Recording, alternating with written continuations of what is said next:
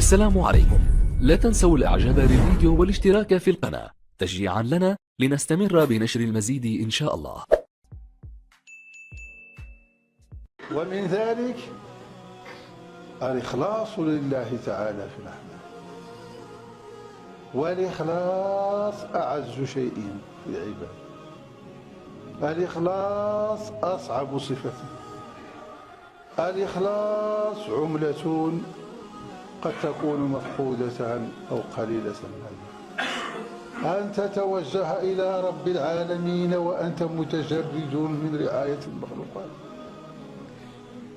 أن لا تنظر إلى الناس، أن لا تنظر إلى أحوالك معهم، أن تنظر إلى حالك مع الله، فتاتي العمل وأنت مقبل على الله، تأتي به مستحضرا لأحكامه، مستحضرا لحكمه، مستحضرا لقبوله، مستحضرا لطردك من رحمته، مستحضرا لما وعد الله تعالى به الذين يراؤون الناس، أوعد به الذين يراؤون الناس.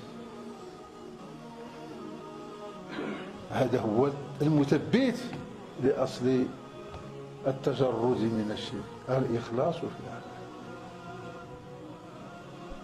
إن الإنسان بطبعه ينتقل من القصد إلى الله تعالى إلى القصد إلى حدود نفسه، وغلبة حدوده لا يمكن التجرد منه. أمر الحدود لا يمكن التجرد منه، ولكن يمكن محاربته. أن تدفع عنك أمراض النفس دفعة تزيلها بها، هذا لا سبيل، لكنك تستطيع أن تحارب، تستطيع أن تأتي بأضدادها، تستطيع أن تخالف أوامرها وتأتي بنواقضها للعلم الذي قام عندك بوجوب هذه المعركة، معركة إسناد الأفعال إلى الله أو إلى الناس.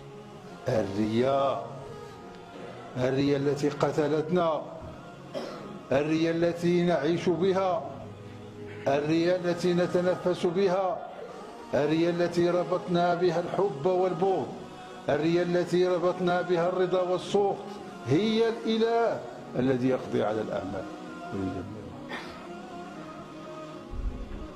الرياء يراؤون الناس، مراءة الناس، الفرح بحب الناس، حب السيطرة على قلوب الناس، كل هذه من تلك العقيدة الإيمانية التوحيدية لا تثبت إلا بالإخلاص.